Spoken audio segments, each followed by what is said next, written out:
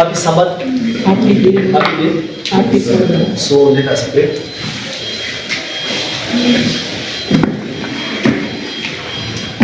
Almighty God, we come before you in this wonderful day. We are so grateful for this golden opportunity to come and correctly find your word. We ask as we start our second class, you be with us, give us clarity of thought, open our minds, let us really see what you really want us to learn. Shun us from all biases, and really let us end this class with good points and lessons from you. I pray this in Jesus' name. Amen. So happy Sabbath once more.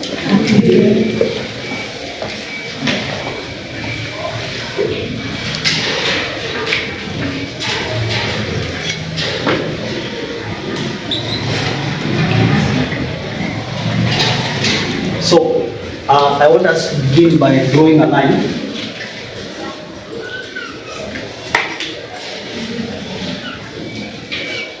So this is 1989 and this is the second Advent.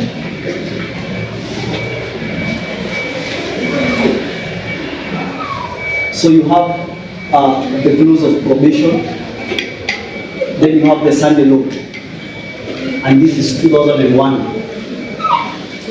So this is a familiar line for us. And I just want us to look at two minor waymarks here, which we understand. This is 2019, and this is 2021. So in the context of this line, what is 2019?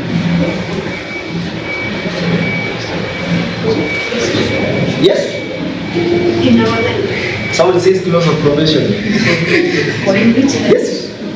In the context of this line, what is 2019? Thank you. It's increase of knowledge.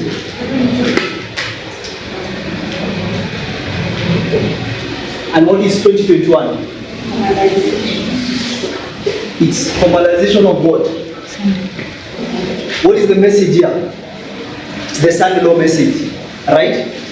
So, and I want us to do some review in 2019.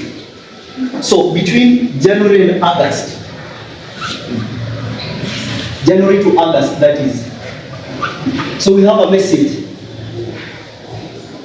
In that entire year 2019, it's not a message that begins in January, but it's a message that we have clung to for so long, because everyone here, everyone expects the Sunday law to be what? What does everyone expect? Yes? So everyone expects the Sunday law to be Sunday Sabbath issue.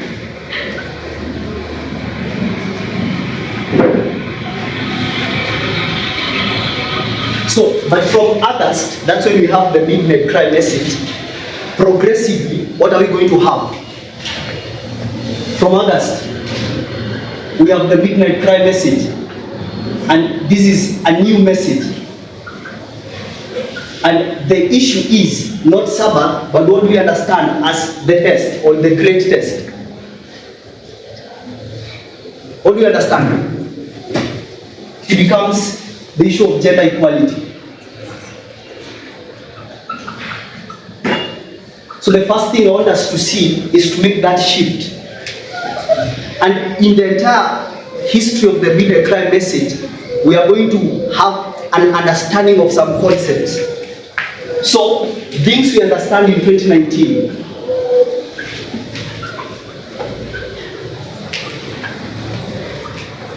So there are some things that we begin to understand. So we know that they will project to the next year. But right from 2019, the first understanding we are going to have is the study of Epi's bull. And the study of Epi's bull is going to tell our what? Mindset. So we need to change our mindset, how we perceive things. So the second issue we are going to deal with, so this is about mindset. So the second issue we are going to deal with is the issue of false freedom. So remember, we're also going to make a prophetic shift from being conservatives to being liberals, from Republican ideologies to democratic ideologies. And because we end up thinking that the world knows equality better than us in the position we are, people are going to misrepresent that privilege, and we are going to have a problem with that false freedom, where people think they can do what they want, they can eat what they want, they can at least enjoy the freedom that the secular world enjoys. So, and we came to a realization that the world is not better than us in any way. The world is not better than us. And then there is another important aspect we are also going to understand. We begin to understand it progressively. So we are also going to start addressing the issues of LGBTQ. So that's 2019. It's the increase of knowledge, and at least we can begin to see some foundational work being laid that will aid us to come to this position here. Then we come to 2021. And it's the formalization of the Sunday law message. And in 2021, what do we say? There is no new. So we come to a realization, nothing new.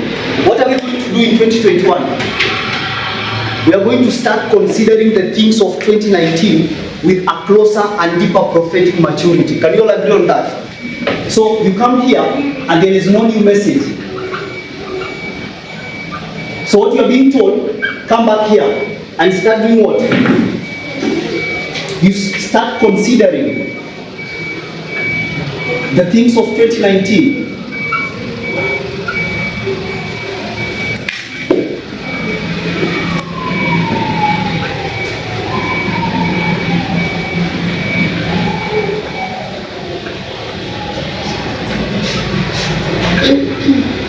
So that's what I want us to see from that structure there. So there is no new message. And I'm just going to give you like 2 examples of how we begin to consider these things. I didn't list everything we do here, but I'm going to give you one example. So let me give you examples here. So when you come to examples, let's deal with the concept of 2 streams. So 2018 to 2019, how do you understand the concept of 2 streams?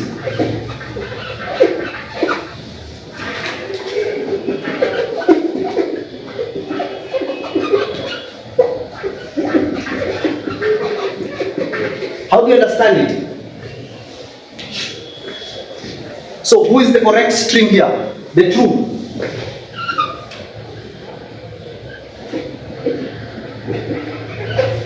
I'm going to say we understand it to be represented by the symbol CNN, and this answers to represent the Democratic Party,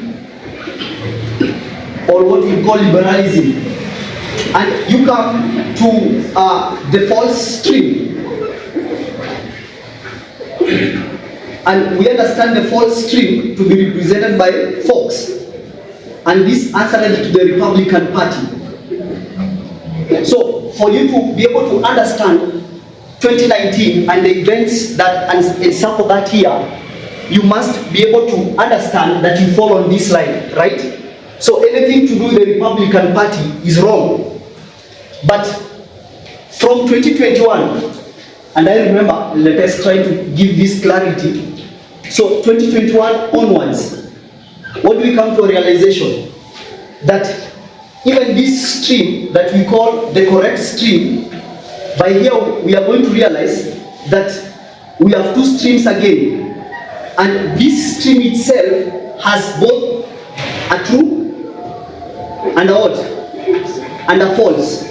So we are going to look the same concept that was seen as correct. With a more deeper maturity, you realize that inside here, there is a true concept and a false. And we are going to see that in the Democratic Party, you have the true and the compromised. And I remember the study, in this era, who was our problem? Donald Trump. And when we come here, who becomes our problem? It's Joe Biden. Biden a compromise. I hope you remember the studies.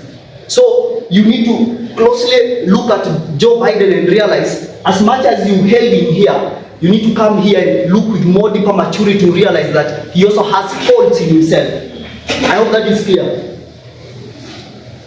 So I also want us to see, that's the first example.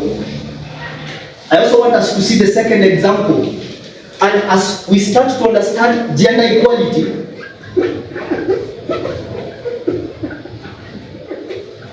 at this juncture in 2019, it was a very simple concept.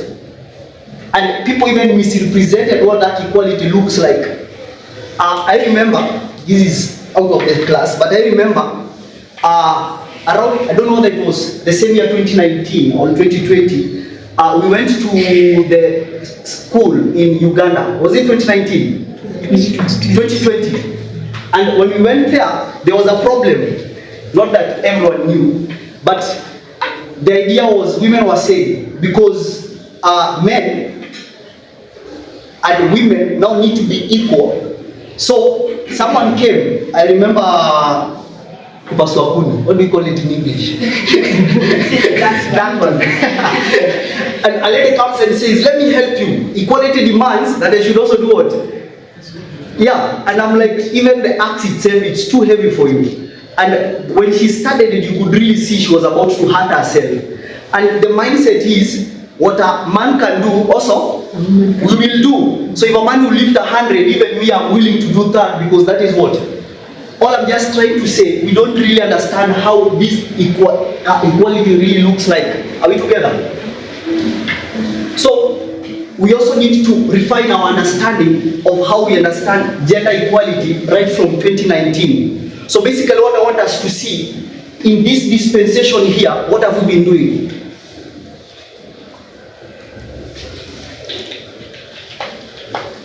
We have been trying to refine the very same message that was given right from here. So, and what we have been doing is refining some concepts that we have been thinking they are right, but they end up being wrong. So, we can begin to see some additions here. So, when we come to gender equality, the first thing you are going to understand, we are going to have classes like the 3 splits of feminism. This will be an additional bit that will open our eyes. So, let me begin with the 3 waves of feminism. So that will be the first thing. And the 3 waves of feminism will try to enlighten us the job description of a feminist. So we will go to the first wave. When we have the beginning of the first wave? 1848. Yes? 1848. When does it end? So you have the first wave. It's 1848 to the 1920s. What is the catalyst? What leads to the first wave of feminism? Yes? There is something that leads to this wave. What is it? Yes? Just say it. We have the Seneca Falls Conference. What happens there? They are discussing an issue about slavery, and there are a few women who had represented their states. They wanted to be in that meeting, but what happens to them? They are sidelined and told, you can only enjoy your place. These are important matters only for men. And they all feel discriminated and really begin to do something. And we have the first wave of feminism.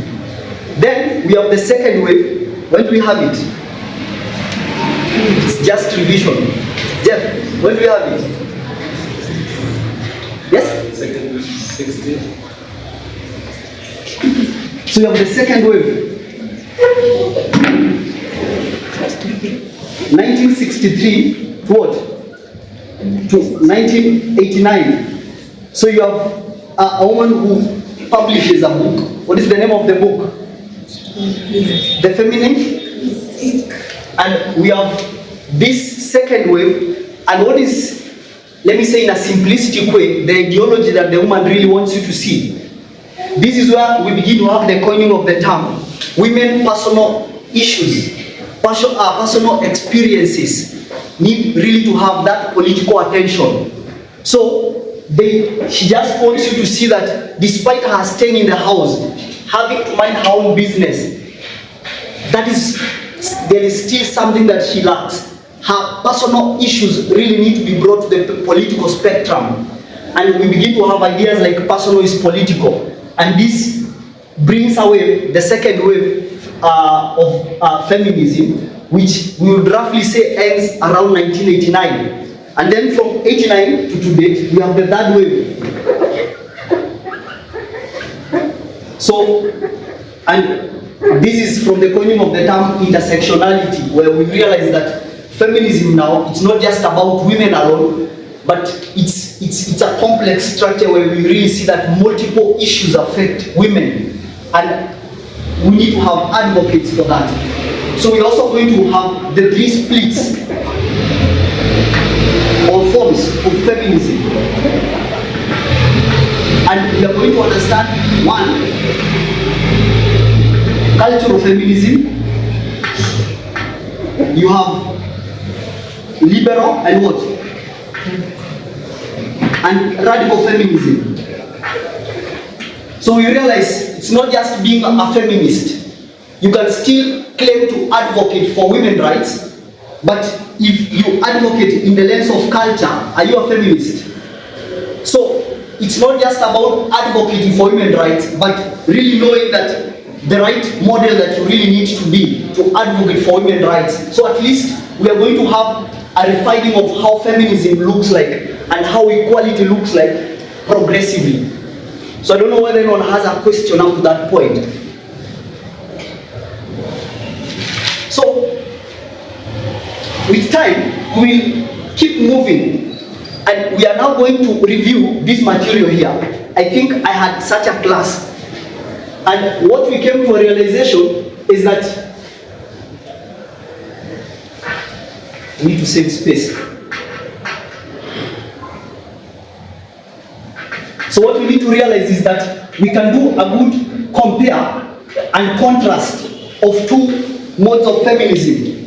That is liberal feminism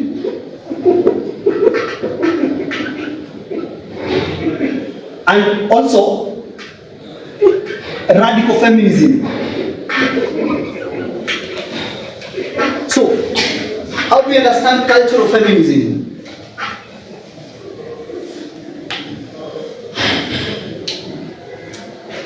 Daniel, David, what is cultural feminism? Cultural feminism is this type of feminism that advocate for women's roles, like taking care of the children and all these roles of women in the family. Okay, anyone who wants to also add on that? You are raising your hand. You can help. My understanding of feminism is a type of feminism that supports women in what they are. Like it is what we need to empower them to be. Like he has mentioned that they are known as peacemakers, so we will assign them roles that are geared towards that kind of personality. They are nurturing, so we'll give them those roles that are more nurturing. So it's like trying to empower their innate personality in them. Okay, so it's that idea that there is a male culture, female culture. This is what female culture looks like. Empower female on that, and it's based on culture. But we had a closer look, as I want us to see, between liberal feminism and radical feminism. And I was saying that this is a class I have had some months ago. So what are the real differences that we saw between liberal feminism and radical feminism? People can give thoughts. Joseph, you're smiling as if you have an answer to the team. No, I really struggle with those differences, especially knowing that we keep saying radical feminists work outside the system, or liberal feminists work within the system. Yes, I know it's what we say, but I struggle with it. Okay, maybe by today we'll try to harmonize your mind. Yes. So, anyone else want to say something? When you struggle, you can say it. He gave us one, working within the system, working outside the system. Anyone? You have forgot. Yes? They're both fighting for equality. So, okay, that's a similarity. They're both fighting for equality. So they all want reforms. They all want change. That's a similarity that they both want. What about a contrast or another similarity? Yes? I think another difference is on how they view the brain. So culturally, we believe that women are genetically different from men, and their brain functions differently.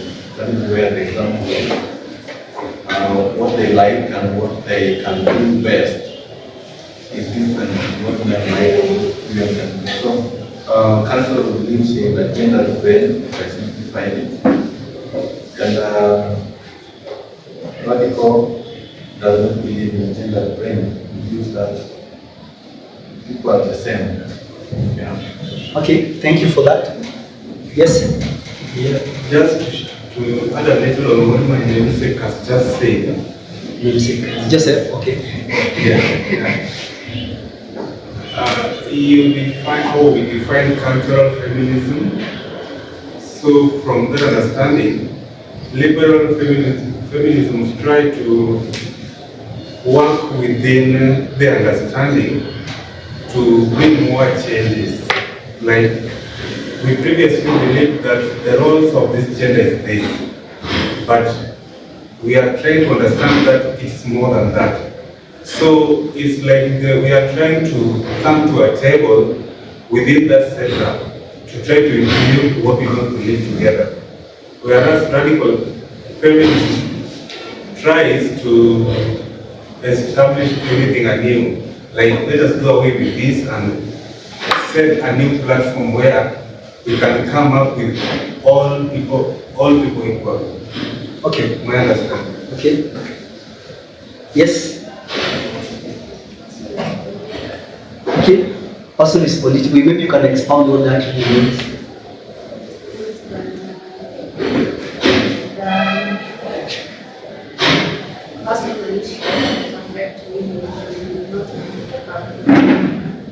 Okay.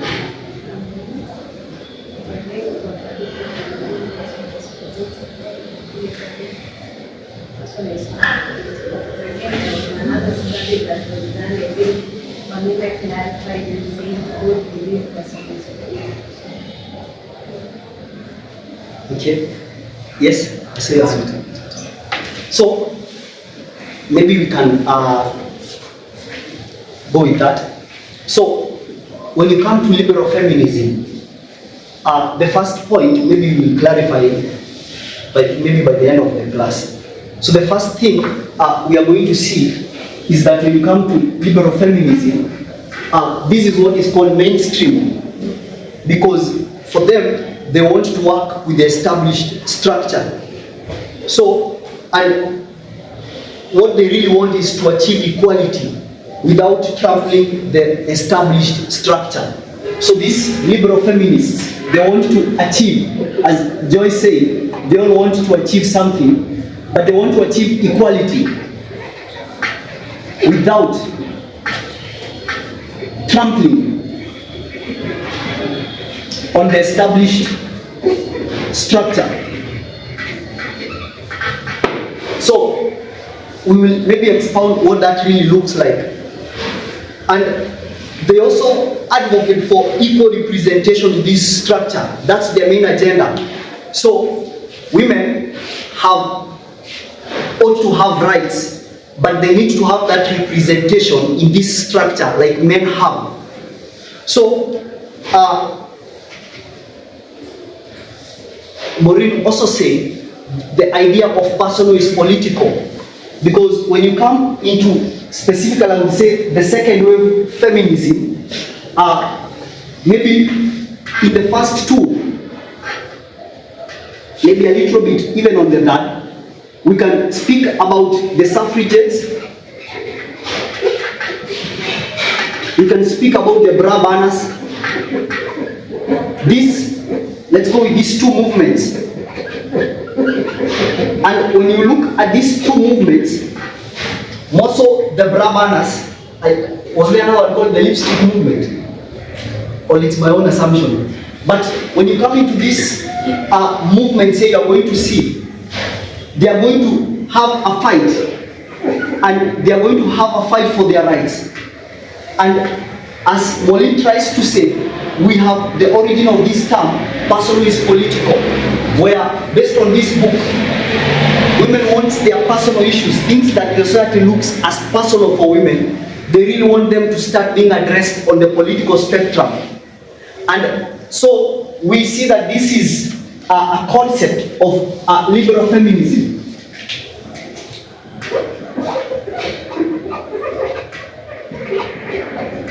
And then Molin also says that later there was some confusion because the same term, personal is political, was interchanged to mean what? Political is not? It's not personal.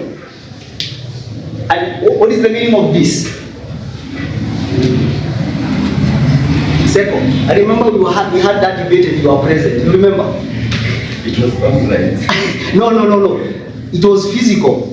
You know you are seated around there. I was seated around there. We had those seats were there. When we had that confusion, yeah, I remember. I don't know whether you remember. You are there, William. When you say that political is not personal, I think what you mean is that whatever happens in the political spheres of a given system does not really directly influence people and the decisions of more of their lifestyle. Yeah. So I hope we understand that whatever is happening politically, it does not just influence or affect you personally. It's not just an individual concept. It's not just an individual problem. It's a collective problem. Are we together? So, and that's how this term was interchanged. This one meant that our personal issues need to be addressed politically. But now you really need to understand, even as they are being addressed politically, they are not just individual problems. Are we together? They try to impact not just an individual, but collectively a corporate group, everyone. And I hope we are comfortable with those two terms and what they really mean. So, and when we come to these terms, we also understood that it's trying to make that emphasis on political change and not just personal life. It's not just about you. It's not just about personal. When we say political, we mean collectively everyone. So another characteristic that we are going to see about liberal feminism, to them, the cause is more important than the what?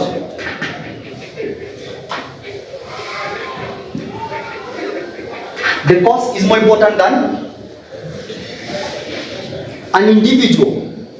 I remember Carlos trying to give a term. Maybe you can explain when you say no pain, no gain. Remember such a term? I remember, but I don't remember saying it or the context is. Okay, how do you understand that term? It means to achieve anything, you have to put in a lot of effort and maybe sacrifice. So, okay, it's a term used more so for those who train, that you need to really work your muscles, you need to really feel the pain for you to start doing what? Gaining. But just by understanding it, as Carl is trying to put it, you need to put efforts, you need to put that sacrifice for you to gain something.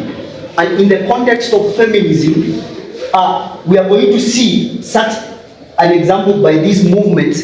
They are really willing to put their lives at risk just to achieve what? Those reforms. So they really believe in fighting. They really believe that even at the cost of pay, they really need to gain. So, not the cost, but the cause.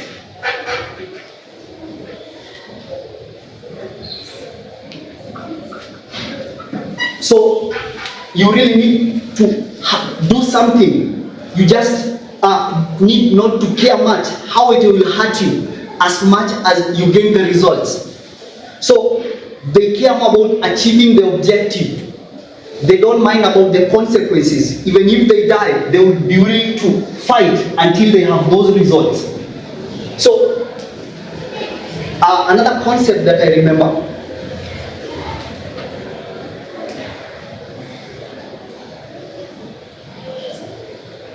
So it's the same. They achieve equality.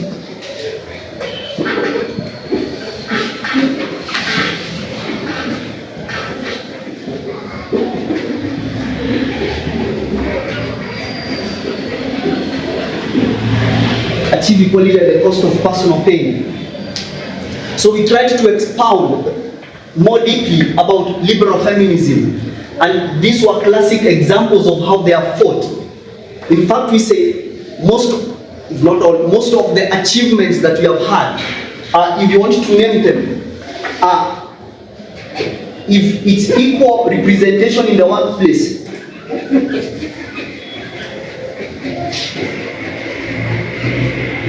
if it's about contraceptives and family control, family planning, sorry. If it's about voting rights, etc.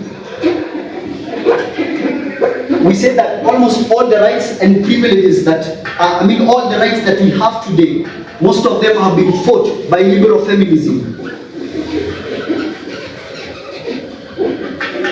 These are rights that were acquired in this era here.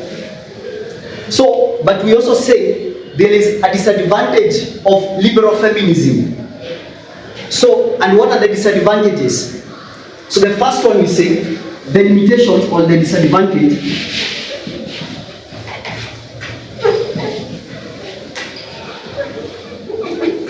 So we say, the first one, there is fragility in the achievements.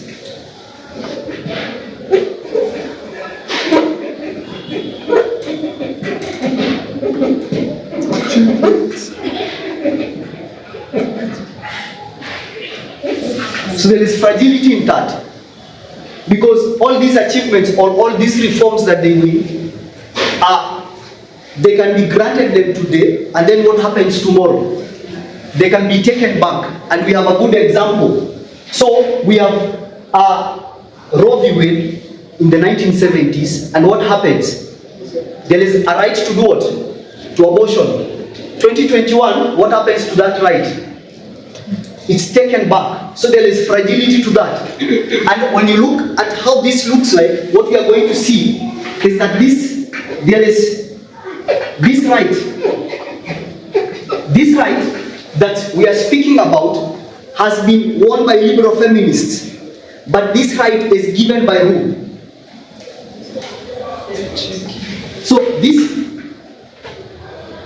So when you come to the right, it's given by who? It's given by the patriarchal structure. But it is won by who? By liberal feminism. And so, looking at the fragility, this structure might give you a right today, and tomorrow they might take it back. So, in connection to that also, we also see that there is limitation. There is a problem with working with the structure, because they are going to constrain you. They are going to limit you in what you can achieve, because they are the ones who grant, and they may choose to give you 2% and deny you 80% or 98%. They may choose to give you 50% and deny you 50%. So that's another problem that we saw. There is limitations in what they achieve. work with the structure.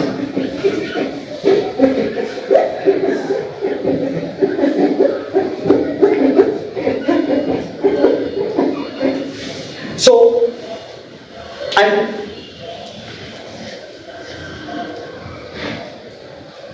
we say that if you come to these waves here and maybe have a closer and deeper look at all the demands they make, I would be compelled to believe that not every demand was met. Can you agree on that? Most of them were met, but not everything they really wanted that was met. And that is the limitation. You may have 10 points that you want to be addressed, and they can only address 5 or 6. So they limit you in the achieving the 4 points that you really wanted to achieve. So we can also a bit refresh our minds on radical feminism. So, and we saw for radical feminists, their main characteristics that is associated with them is that radical feminists want to deal with the root of the problem or the origin of the problem. So they want to look at the basis or the source of this problem. So if they want to deal with inequalities, they will dig down and realize where are these inequalities coming from, and they will realize that it is this society, it is the same structure that gives these rights that has the problem. And so by dealing with it, by dealing with the root of the problem, what will they plan to do? So they will want to deconstruct, they will want to destroy and replace the system with a new one.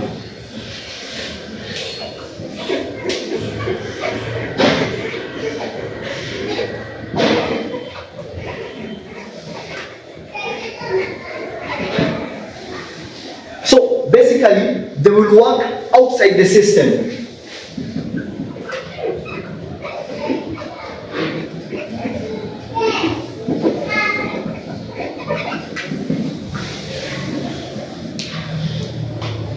So, another characteristic, radical feminists are inflexible. What does the word inflexible mean? So they are unwilling to change. They can't compromise.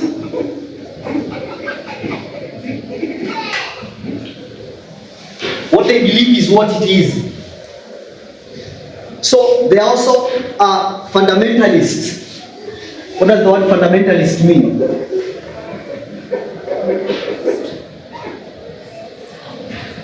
Yes? Someone whispered. What does it mean?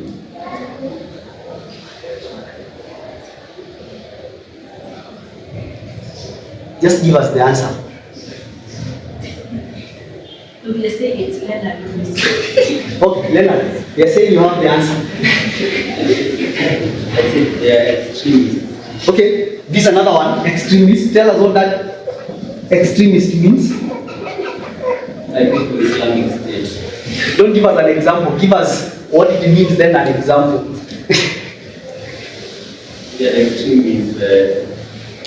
What I believe what of knowledge and what you believe is what is done was done by, and you cannot change.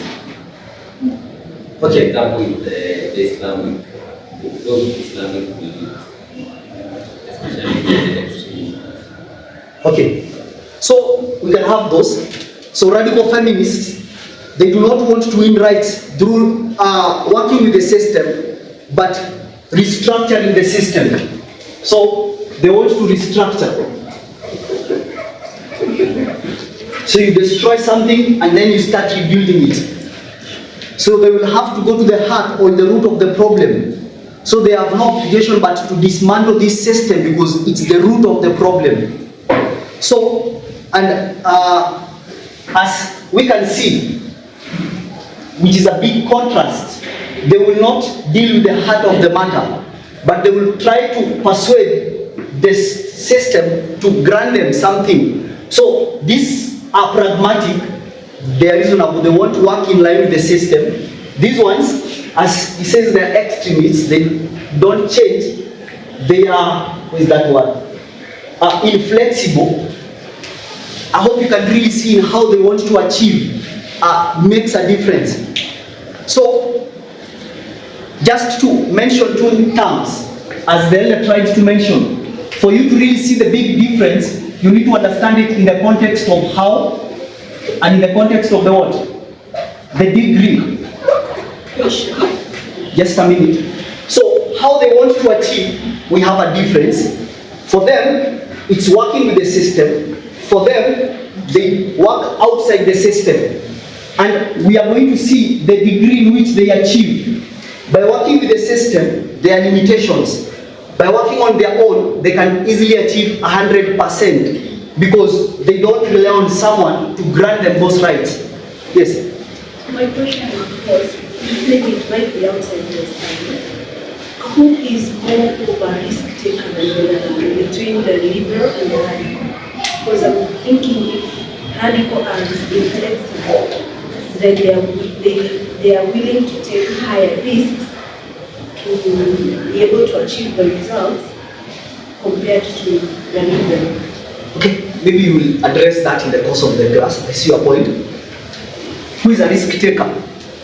But maybe I can just say, let's continue. We'll see the answer. Let me not jump. Anyone else? So, and we also say, for the radical, they are the most hated because of their beliefs.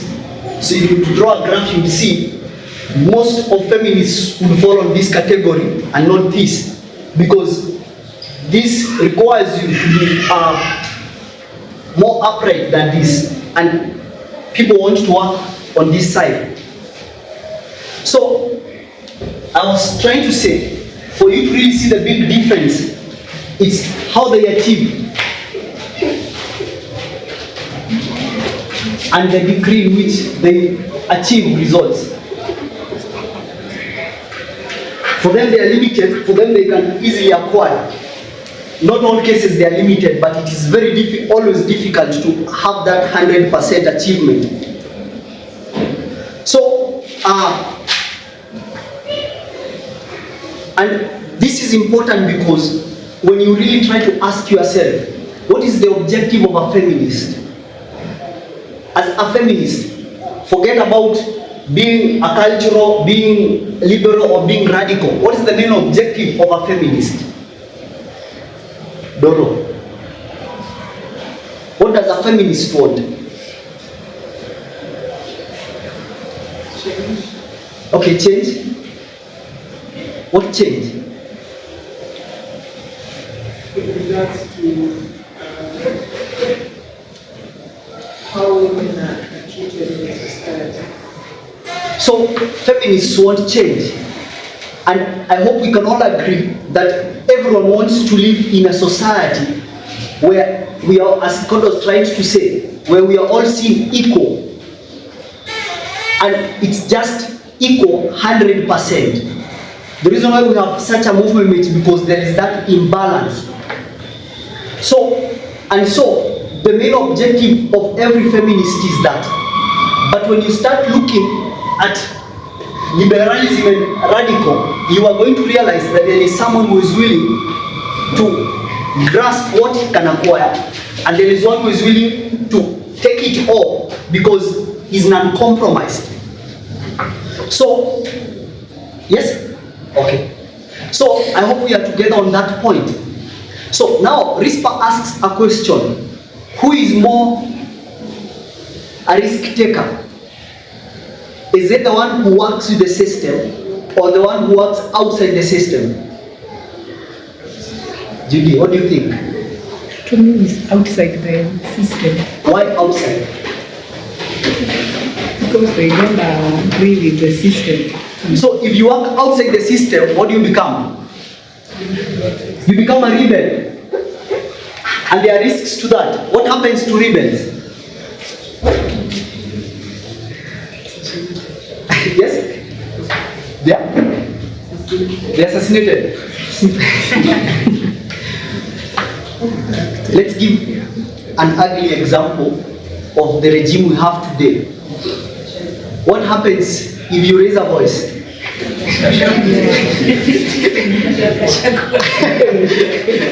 People are saying Gashagwa. I didn't say Gashagwa. Just say what happened. Yes, you are Gashagwa. Yes. Or there is a new one in town. Okay, you are Gashagwa. Anyway, never thought of that. So I hope we can have that glimpse that if you try to work outside the system, what happens to you? So it's more very take a risk.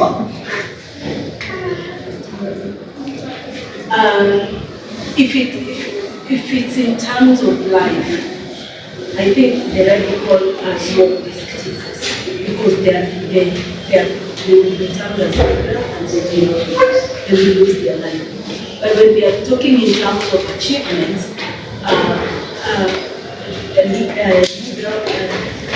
the liberal are risk takers because we say they will be granted today and tomorrow that benefit is going to be taken away. But I tend to feel like the radical, if they get that right outside the system, then it's going to be a right that no one is going to take it away from them. So it depends on the perspective that you want to look at risk.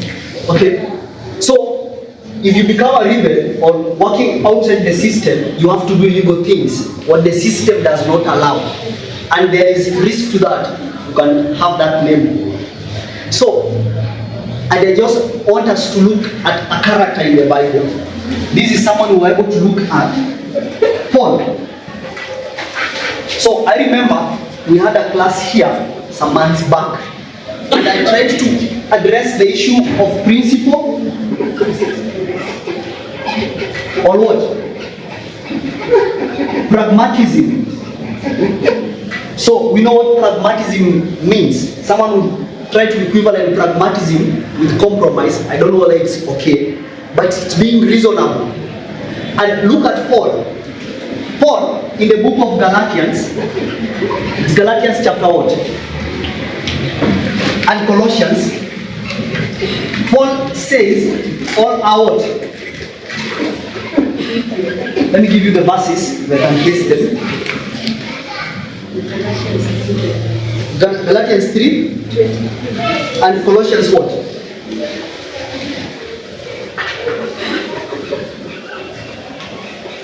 And Colossians chapter 1, I think from verse 10 or 11. I'm not sure. Someone can confirm.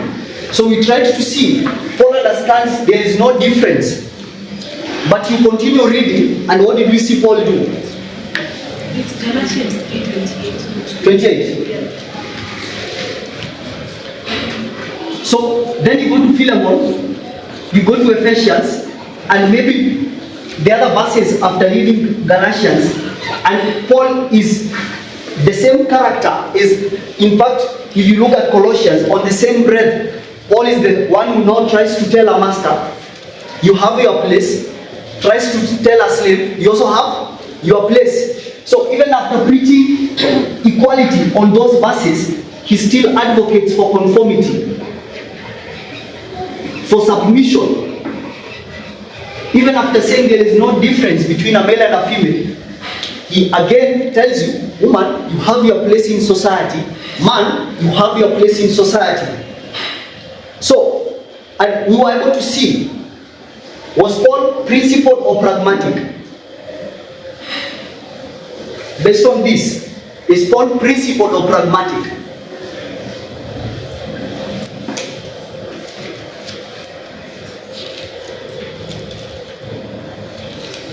Emmanuel, you're smiling. Why? Is Paul principled or pragmatic? You have no idea. Willis, what do you think? I think what just said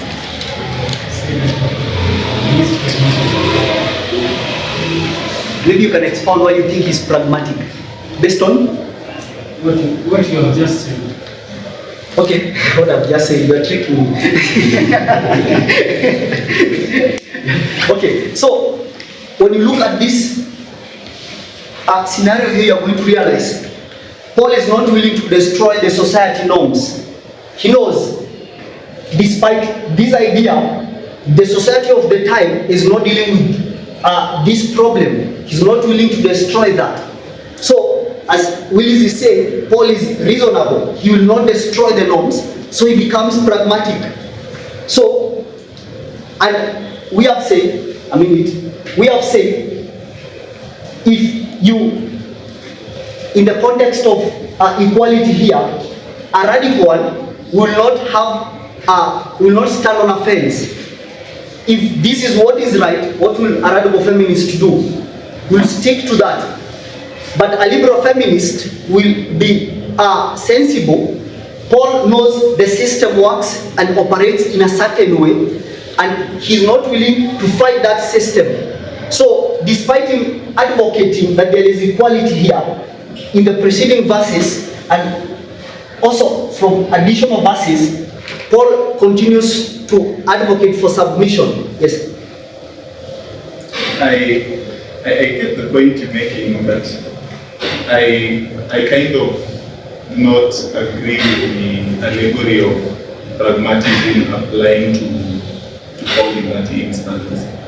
Because I think while Paul understood that all are worthy of the kingdom, he still believed there are some level of hierarchical model of society that applied differently between male and men and women. So, and that sort of informed how he related the latter verses, even though he was advocating for it. So I do not see that as pragmatism. I see that as Paul actually speaking to what he understood, or what he believed, or what he understood, as opposed to knowing that, well, there is this sharp division in society that has to make you tailor a message in a particular way.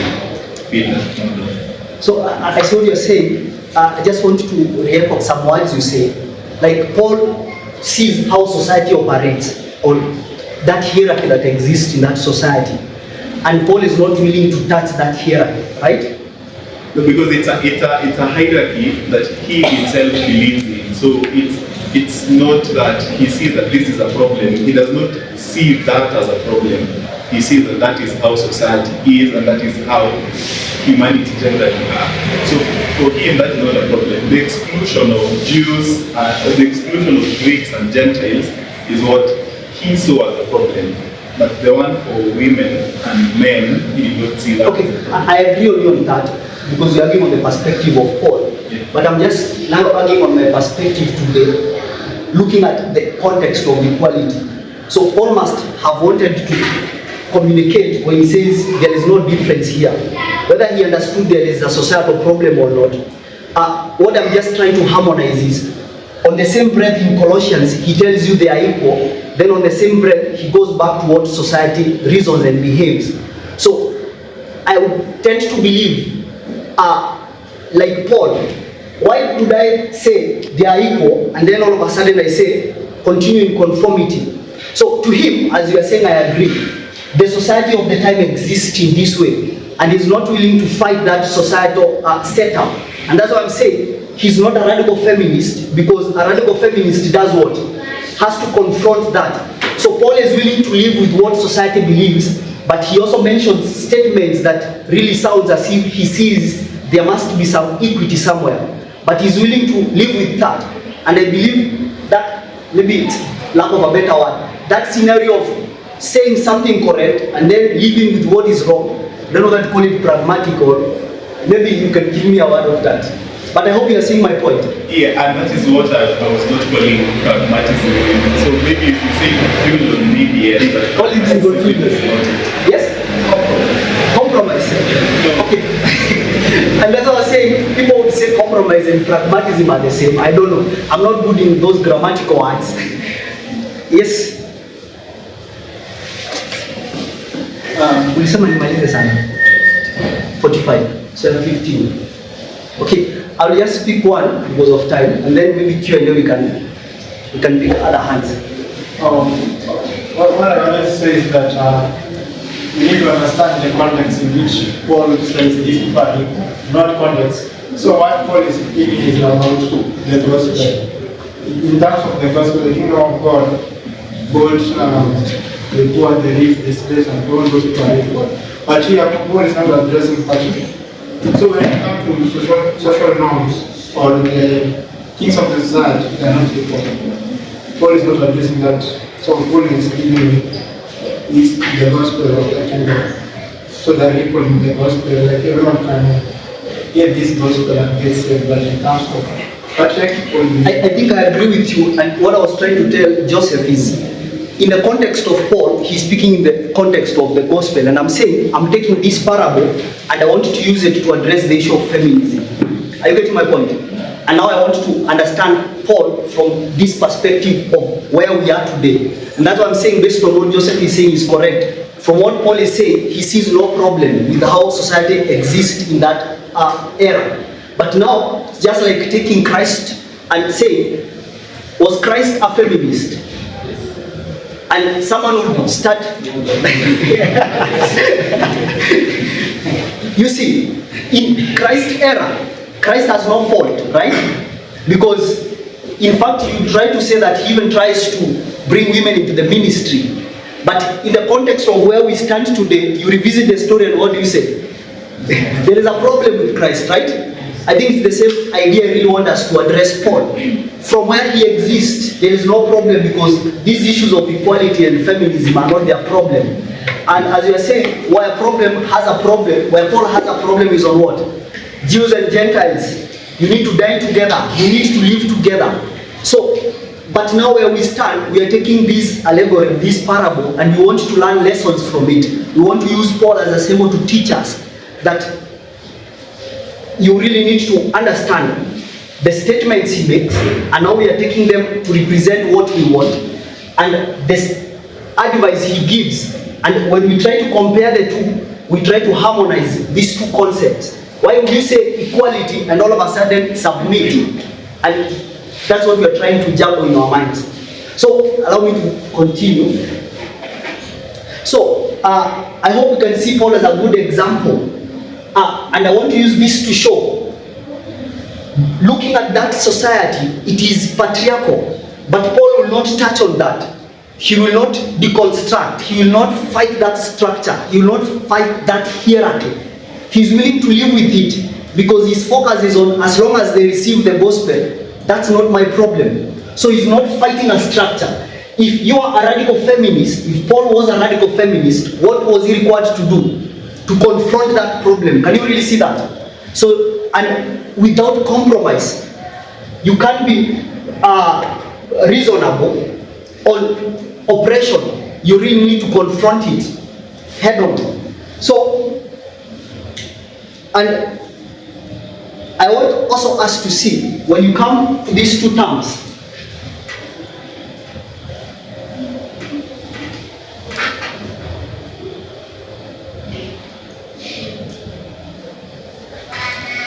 rights and privileges.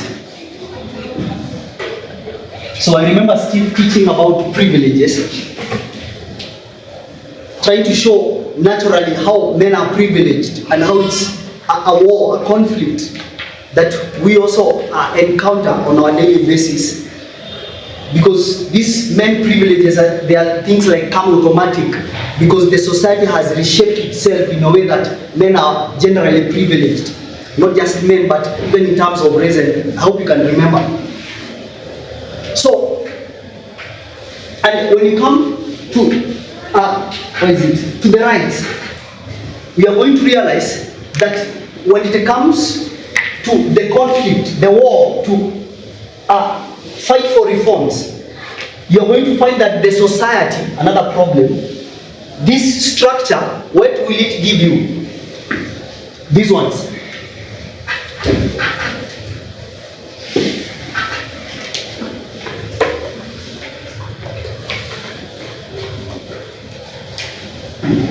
So you'll find that these ones, they are going to be afforded to the citizens.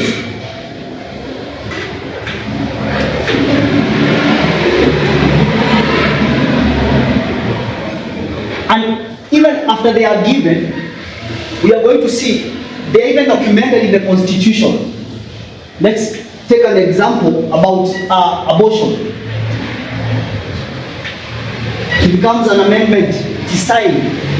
Voting, it's amendment, it's signed. So there is that representation that is documented.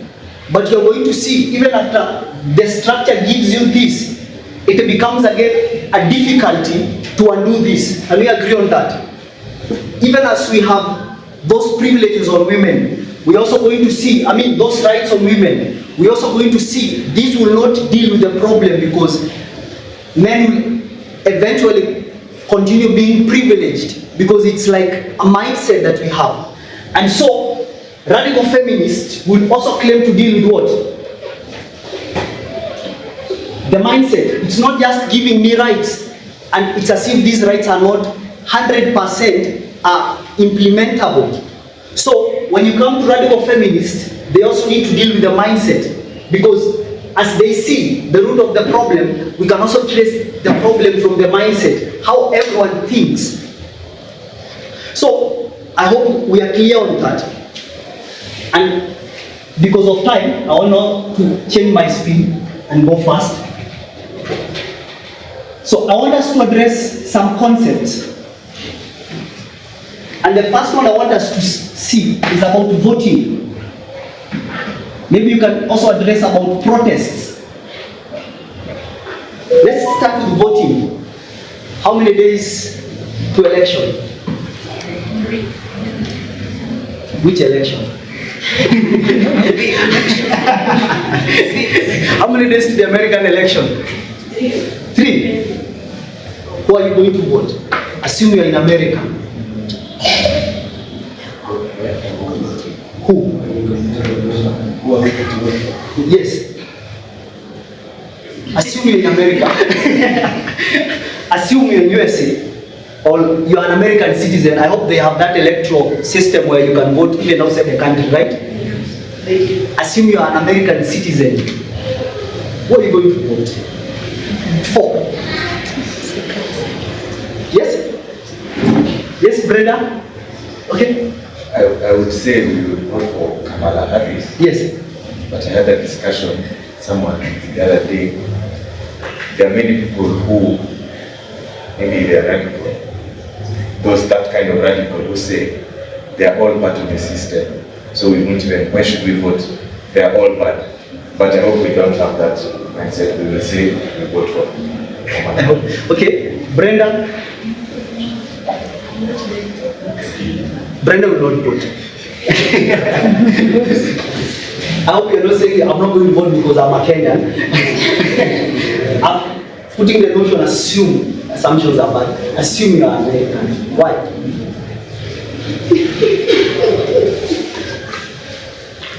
Okay, because of time. As a radical feminist, coming to Carl's issue.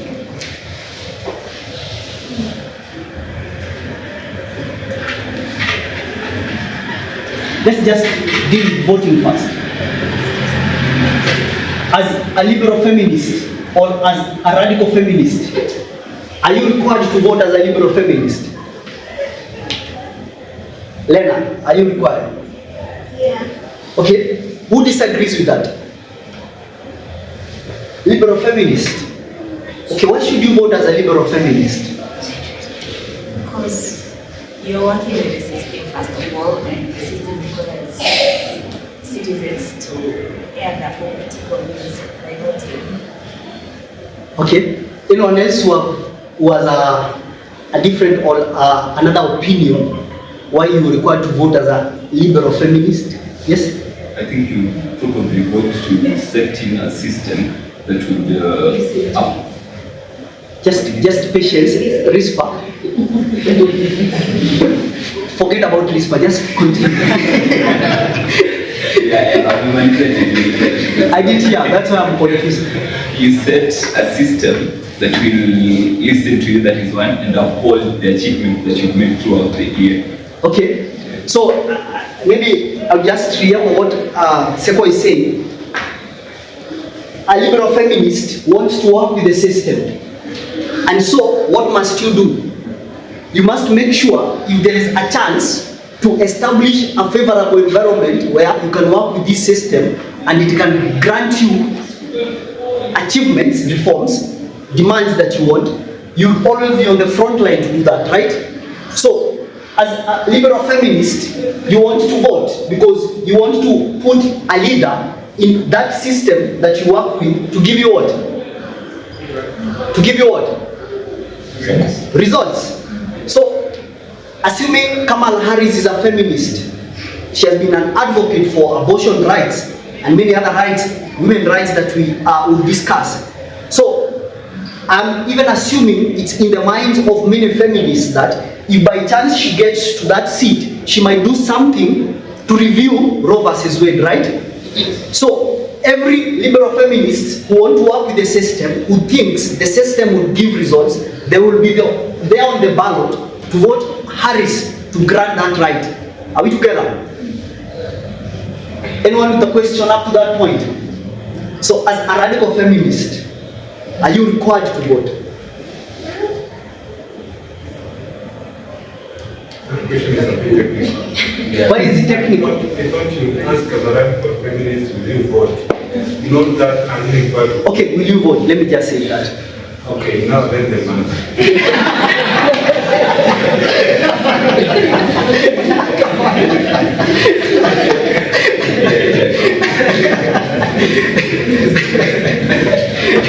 Hey. So, you have been told to answer. Yes, I see your hand. Yeah. I mean, I think they are not required to vote, especially looking at their, let me call it this, the pure definition of radical feminism, who are principled, they will not work with this system. They cannot. If they want to be consistent, they cannot vote. They have to be working about how to bring down this system. So unless it's yeah, so in short, no. Okay, anyone with a contrary opinion? So I hope it's clear. I'll re-echo that.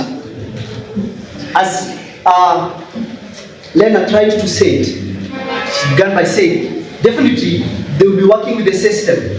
And you see where the complexity is. If you have to stand by the true spirit of a radical feminist, what will you be planning to do come November? Why? Because you cannot work with the what? With the system. I hope you can really see that. Because your main obligation should not be working with the system. What should it be? Deconstructing that system. And okay, this for me we can re-echo. I was today listening to a sermon in her place, and I would just reshare the sentiments. The elder was trying to ask, what is about to happen in November? It's election, I agree.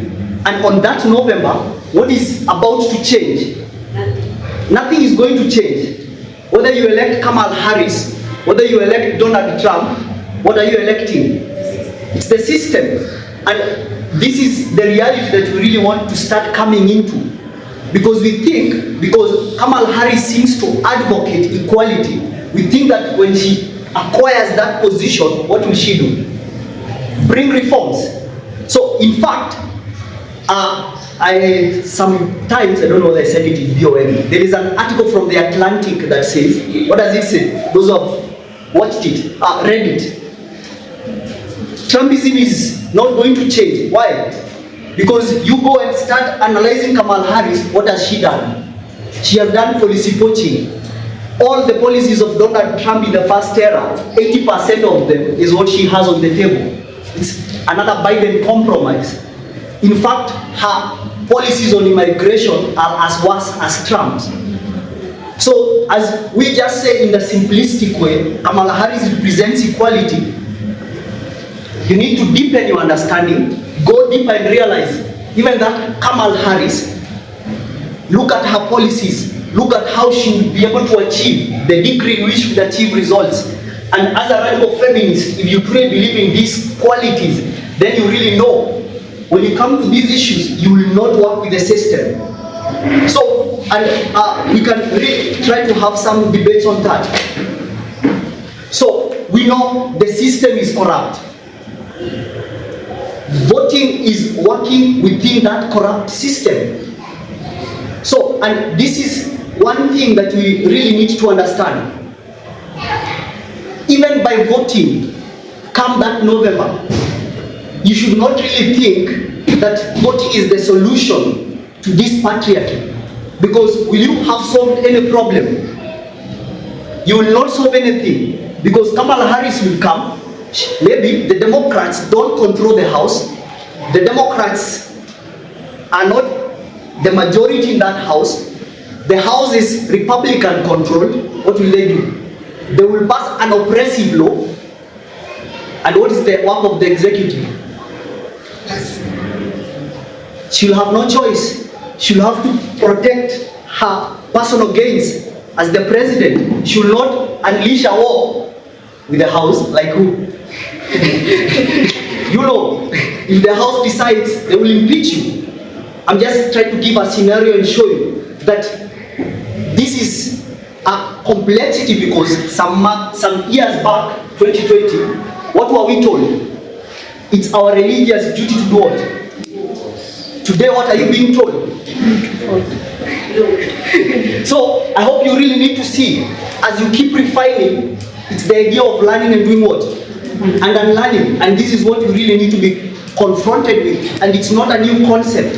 If you really look at this dispensation, it has been a dispensation of learning and unlearning.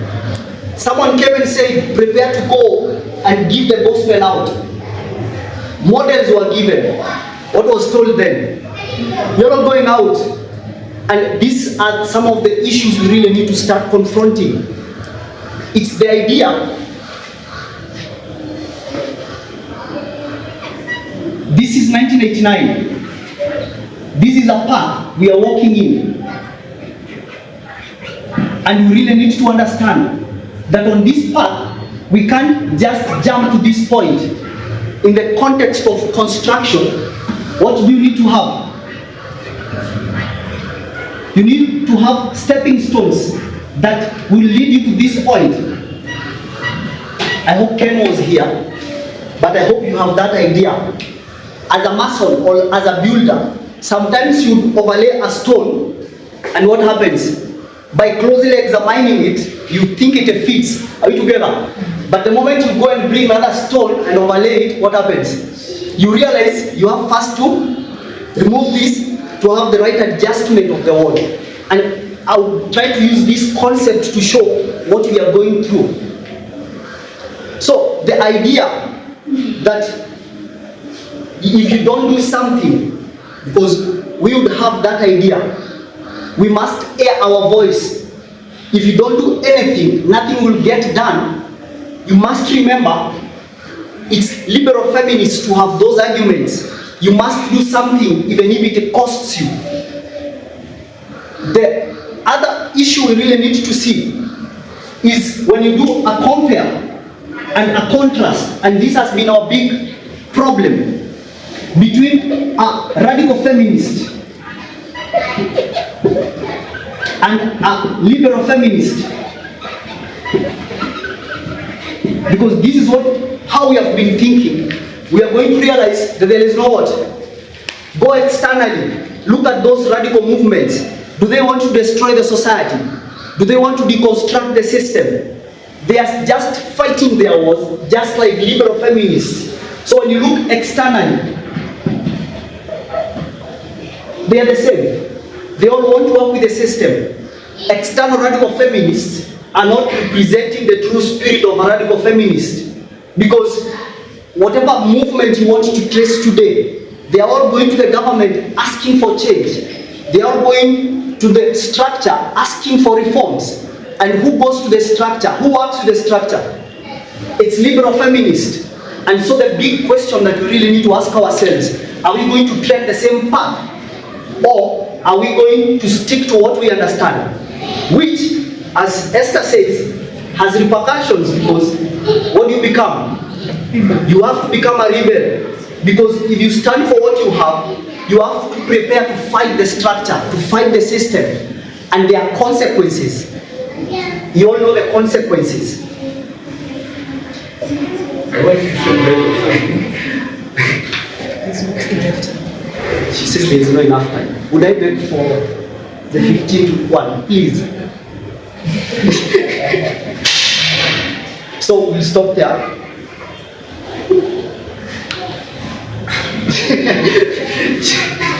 People are using their hands, so we The stop there. afternoon. Yes, the last in the afternoon. Just write it somewhere, or you tell if you should write. So let me just give a conclusion and then we end here because of time. So, But it's not yet time, Mama. It's time. it's time. Based on the rules. I began earlier, so I have to end earlier. You're wasting one of this your time. Yeah, it's true, you're wasting now the few seconds I have. So what I'm saying, so Steve, tell us what this means.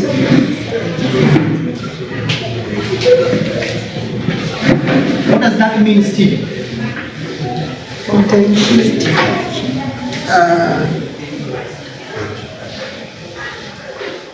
Not Who has an idea? A quick one? What does this mean? counterintuitive. It's like being told to do something that you would not be told to. Okay, I like that argument. It's something that you don't want to. I mean, can you come again? Being told to do something that you didn't intend. You would not be told to do. Okay. That seems like it's achieving the opposite thing. Okay, so using my words, so it's something that is going to happen in a way that you didn't expect it. Let me just go with that simplistic one. So,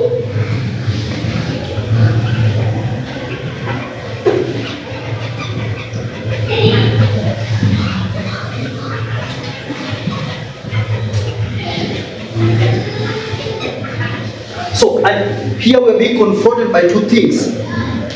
Either, number one, maybe the next time I have a class we'll address this, our understanding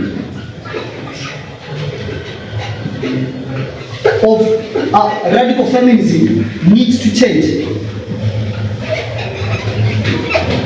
Or there is no difference as you have seen.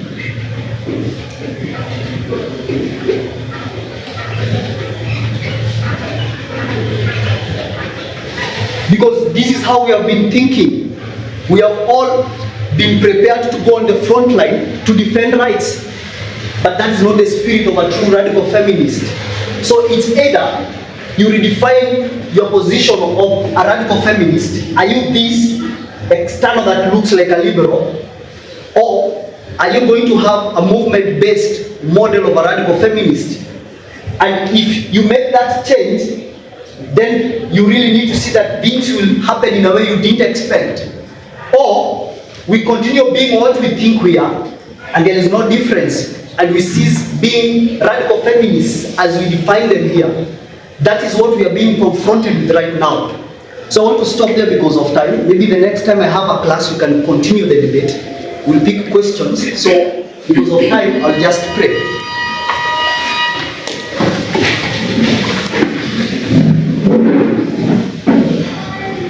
Thank you, Lord, for this wonderful moment. We are grateful for being with us throughout our class. As we now break for lunch, we pray for our food. Thank you for the spiritual food. Help us to come to a position to realize that we are living in perilous times.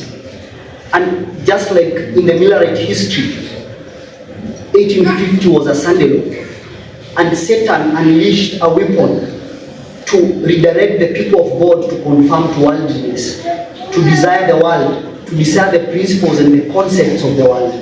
We ask that we may not fall into that trap in our Sunday law history. Continue being with us, guiding us until the end of this wonderful day. I pray this in Jesus' name.